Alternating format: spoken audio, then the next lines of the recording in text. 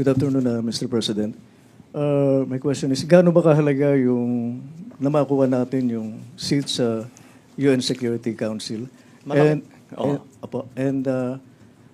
Paano po ba ito mapapakinabangan yung benepisyo na ito doon sa mga ordinaryong mamamayan? Well, malaking bagay sana tayo ay mapagbigyan at maging non-permanent member ng Security Council. Uupo tayo sa Security Council, which is the guiding body of the United Nations. At doon, dinidecide kung ano ang mga issue na dapat talakayin ng United Nations, in mga General Assembly ng pag-uusapan, and all the other issues around the world. At ito'y magbibigay ng boses para sa Pilipinas na kasing halaga ng boses ng mga malalaking bansa, the rich and powerful nations that already sit as permanent members of the Security Council. But we have to look beyond just the Philippines and what it can do for the Philippines. Dahil ito talaga ay bilang mapatibay pa ang ating partnership with the UN na matagal na. We have been working together with the UN since 1945 on many of the most important issues. And so it is really to strengthen that partnership. And it is not just about the Philippines. It is about being a representative voice for middle-income countries, for developing countries, for the Indo-Pacific region, which is now really the driver of a great deal of the global economy and of geopolitics. Kaya't napakahalaga na magkaroon tayo ng boses sa ganyang klaseng body na napaka importante at napakataas na sa ngayon ay wala tayong boses na ganyan, at tayo ay magiging boses hindi lamang para sa Pilipinas kung hindi sa mga iba't ibang bansa din. Thank you, Mr. President. The next question will come from Harleen Delgado, ABS-CBN. Hi, Mr. President. Good afternoon. Sir, just want to ask on your assessment on the overall campaign of the Philippines for the UNSC non-permanent seat. Just wondering, sir, what are the challenges, if there's any, that you've encountered during the campaign, and how optimistic are you in winning against our rival country, Kyrgyzstan? Well, we have the advantage, and this is what I highlighted in my speech, that the advantage that the Philippines has is that we have a very strong record of partnership with the UN over the years. Hindi lamang, it's not about the Philippines. For example, yung mga peacekeeping na tinutulungan natin ng UN under the auspices of the UN. Yung ating mga pagdala ng mga iba't ibang issue na tayo lang ang nagdala sa UN. Women's issues, climate change issues, social issues that were initiated by the Philippines. And because of that, we see now an opportunity to contribute even more. And that, I think, will serve to the advantage of the Philippines in this candidature. It's very hard to assess what the chances are. We have some solid expressions of support, but it is a silent ballot, so secret ballot rather. So we just have to keep talking to our friends and hope that they provide us their support. Mukha namang maganda naman ang pag-asa natin. Sana naman matuloy at tayo'y maging non-permanent member na. Thank you. Thank you, Mr. President. The next question from Elton Lugay of The Inquirer. Good afternoon po, Mr. President. As the world marks the 70th anniversary of the Conference of the Status of Women under the theme of accelerating gender equality by 2030 po, how does the Philippine government plan to address persistent issues such as gender-based violence and underrepresentation of women in leadership roles, both in public and private sectors? Thank you. Well, the way I framed it was in the Philippine context, where women have always been recognized as equal partners to men in many ways, in government, in business, in all the decision-making areas. So it's it is a very good example to hold up. Of course, the violence against women still exists. The access to economic betterment still exists, but I felt that we could speak with authority on those subjects because the Philippines has been adjudged by many international surveys or studies as being one of the most advanced when it comes to gender equality. So, yun ang pinagbasihan ko, yung experience natin sa Pilipinas. Mr. President, with regards to the ongoing conflict po in the Middle East, Yeah. how will the government po protect our OFWs, especially women? How do we? Protect po our OFWs. Well, Thank you, sir. we do not make the differentiation between men or women. Basta OFW natin, siyempre tutulungan natin. And to protect them, we have to depend on the locals, the local authorities. Dahil wala naman tayong military doon, wala naman tayong police doon, wala naman tayong courts doon.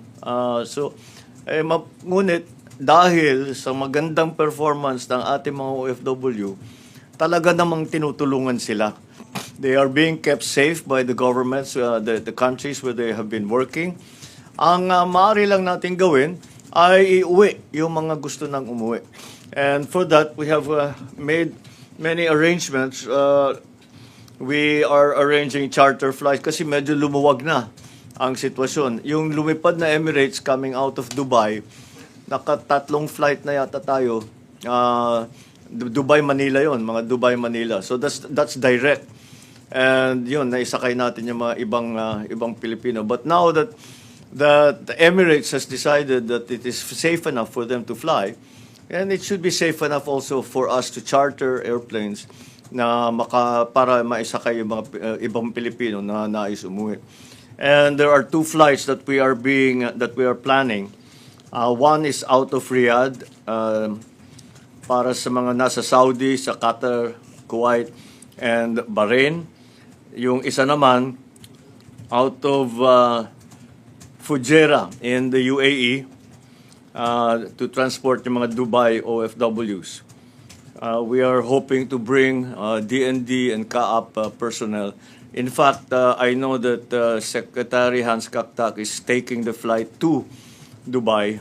Sabi ko sumakay siya para makapag-report siya ng mabuti kung ano ba talaga ang sitwasyon doon. And he will be doing that.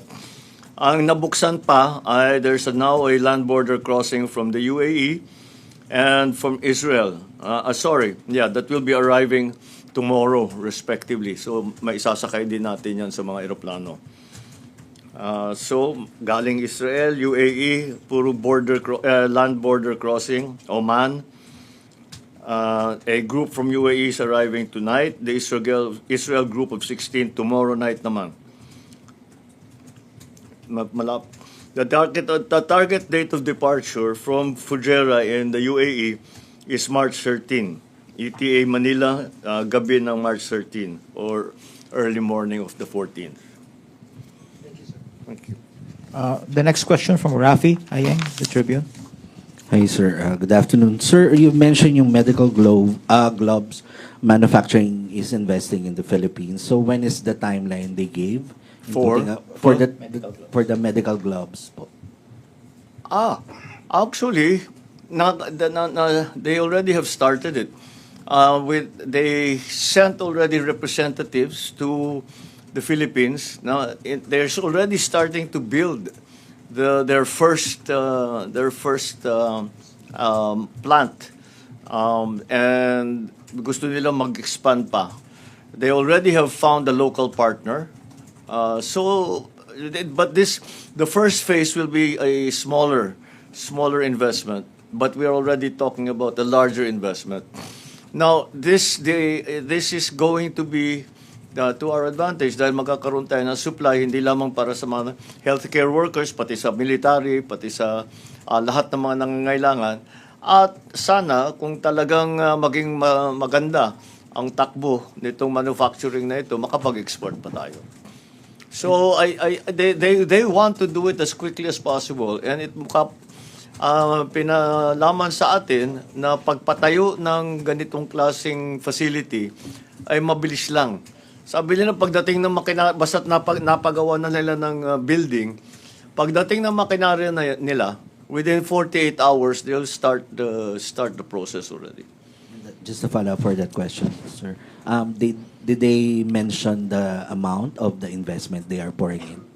The prospective amount is $200 million, at least in the beginning. Yeah. And Thank you, Mr. President. Thank you, Rafi. The next question from Joseph Morong of GMA7. Sir, good afternoon. Hi, good afternoon. Yeah, my question is on the emergency powers. I understand that the committee at the House has submitted its committee report to the PLLO. May we know why you prefer to receive first the committee report from Congress versus you declaring it or certifying the emergency powers bill as urgent? No, actually, I will declare it as urgent because there's no point declaring it as urgent before the committee report has been completed. And that is what I told them, both houses. And I said, the minute that you have completed your committee reports, because when you declare a bill as urgent, the shortcuts, if you say, only begin on the plenary debates.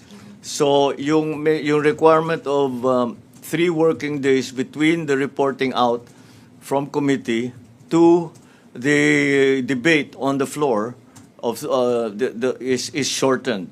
And that's what, kasi kung minsan pag talagang urgent, pag report out, pag yung majority floor leader, babasahin yung report, at pagkatapos ma-approve yung report, ay hindi na uupo yun.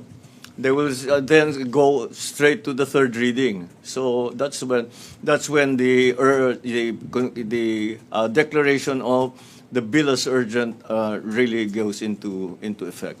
Do you have like a preference or provisions that you want to see in the providing you with the emergency powers? It's very, very simple. What we asked of the legislature is really very simple, is that when the price of oil, at least this is the original version, when the price of oil has breached $80 per barrel on average for a month, then the emergency powers can be exercised. Does that mean that you will necessarily do it? But it can be exercised by the president. Yun lang ang hiningi. Just last one. Sir, paano niyo po kakausapin yung mga ordinary Filipinos na medyo nangangamba? Because if the Middle East crisis worsens, so patong-patong na yan, sir. Bilihin, gasolina. Paano po yung magiging approach and what do you want to tell them now? Well, first of all, we are still, as I explained the first time I met with you, in terms of supply, we are in good shape. And not only do we have inventory in the Philippines, we also are awaiting some supplies coming in that are in transit. Ang pinaaral ko lang kung yung mga in transit, baka naman nandun sila sa lugar ng peligro. So, para maging accurate yung kalkulasyon natin. Pero hindi naman daw. Yung pagsara ng Strait of Hormuz, hindi kasama dun sa kalkulasyon so far. So, so in terms of supply, but that doesn't mean that we're not doing anything. Naghahanap tayo ng iba't ibang lugar na makapagbigay ng supply sa atin. We are talking to many other countries who we normally do not buy oil from. But hopefully we will be able to come to an agreement with them, and that we will get further supply from them. But the real problem here that everybody is having to deal with is hindi natin alam kung gaano katagal ito. Hindi natin, kasi yung presyo kung saan pupunta, hindi natin how long, kung tataas man, tumaas na nga, gaano katagal ba yung pagtaas na yun? Ito ba ay pangmatagalan, permanent na ba ito? Ano bang mangyayari? Yun ang problema talaga. And this is the same problem. Nung nasa JP Morgan ako, pinag-usapan namin na matagal ito. pati sila, sila nag-a-analyze sila kung ano yung takbo ng financial markets.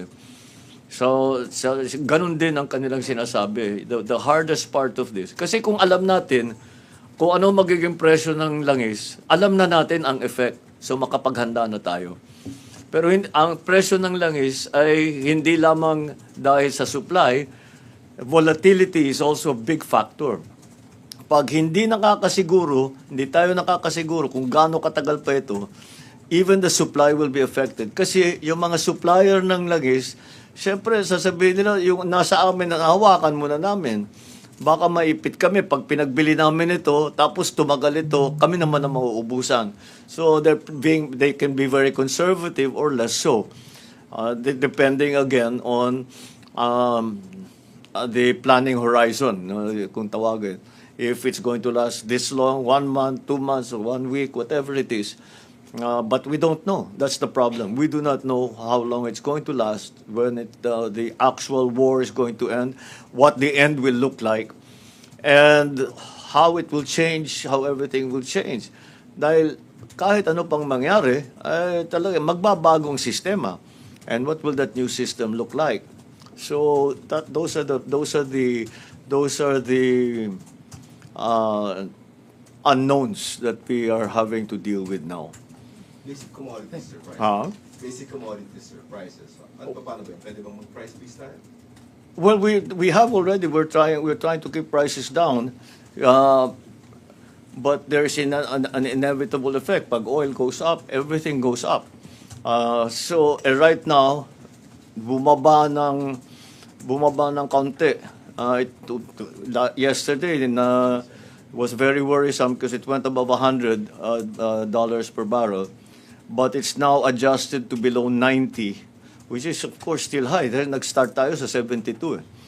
So, that makes that gives us a little better chance of providing subsidies for our people, for providing support for the affected sectors. I think we've identified those sectors already. Mr. President, given the concerns po about the corruption and the possible About the? corruption and the possible impact of ongoing oil crisis sa economy natin, ano pong image ng Pilipinas ang gusto niyong makita ng UN member states in the coming years?